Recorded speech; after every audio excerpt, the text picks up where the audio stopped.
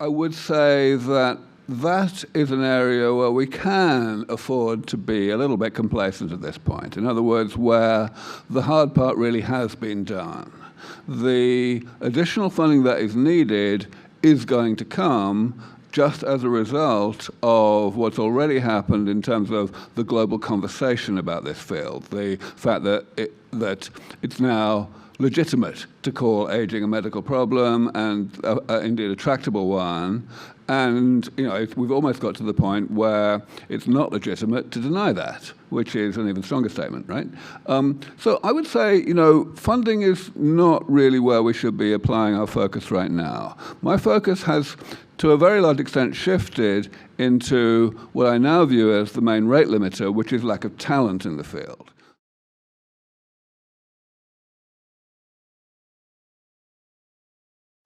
Well, I can't speak so much for my field, and I'm working with mathematical modeling, and I feel like we need to use that.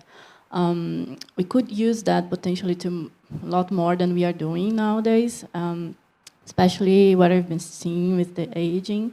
I see we could use it in different, all the things that I've watched today. I mean, I'm seeing so much potential to work together with the mathematical modeling.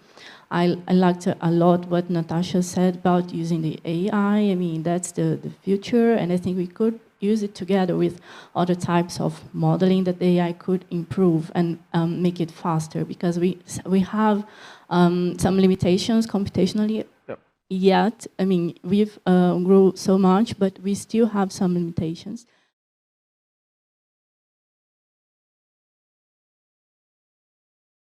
So, I mean, our focus, we're one of the leading VCs in Canada, and a large part of our focus is longevity.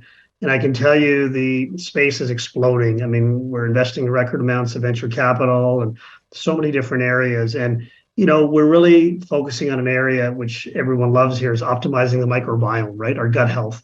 And we know it, it boosts our immune system, reduces inflammation, shield against viruses, and it's all about extending longevity.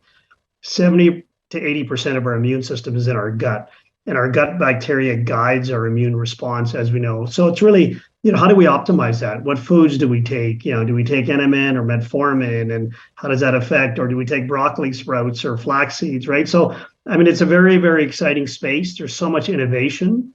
And so we see a record amount of interest, and I think it'll only accelerate.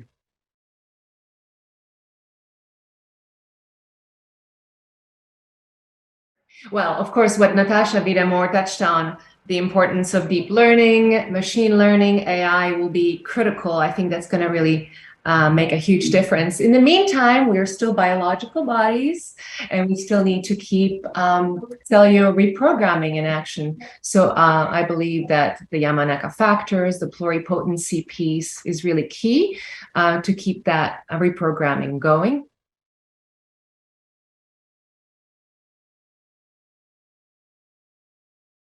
Humanity is going to be an interplanetary species within, I think by the end of the decade at least, and maybe sooner. And the key is that in order to live on another planet, we need to understand the biology of humans.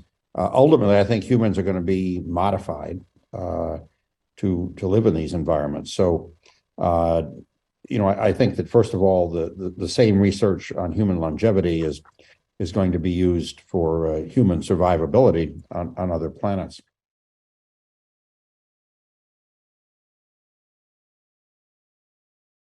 But there are some other things that I think we need to also debate, and some of it is more philosophical from the point of view, when are we, or how long do we count ourselves as human? It's like, do we talk about the existing current human body, or are we talking about, or how long are we, counted as human? What about kind of when a lot of those organs are actually replaced in ourselves? How long do we count as ourselves as humans? What about uploading ourselves, like our minds, our brains, to the cloud eventually?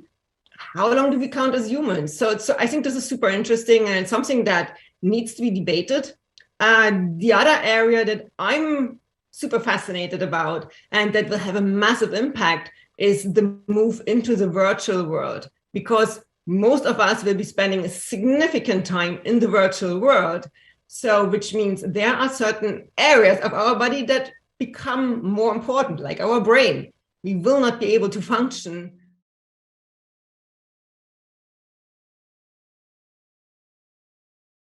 It's the first thing for me is the organic, the biological aspect. That's what we can grasp first, and then eventually we will, to achieve this infinite life that we all desire, we're gonna have to probably mix ourselves with technology and go into the digital and all of that. I personally, being in outreach for so many years, think that the biggest challenge is that society has to understand how important it is to work on changing the way we age.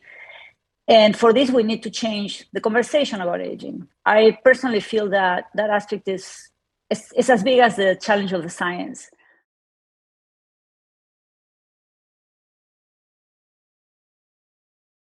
First, aging is not an accumulation of damage in the body. Aging is a self-destructive process. It's an epigenetic program. All we have to do to be younger is to change our gene expression to the gene expression of a young person. The body knows how to be young, it knows how to be old. You give the body the proper instructions through epigenetic reprogramming, and the body can be young again. All this stuff about repair, we don't have to do it. We just have to tell the body, and the body knows how to do it. Second, I believe that Harold Katcher has taken a big step in this direction by adding the proper signal molecules to the blood, and the complementary step has been taken by Irina Conboy, taking out the stuff that's programmed in the body to destroy itself, for example, with inflammation.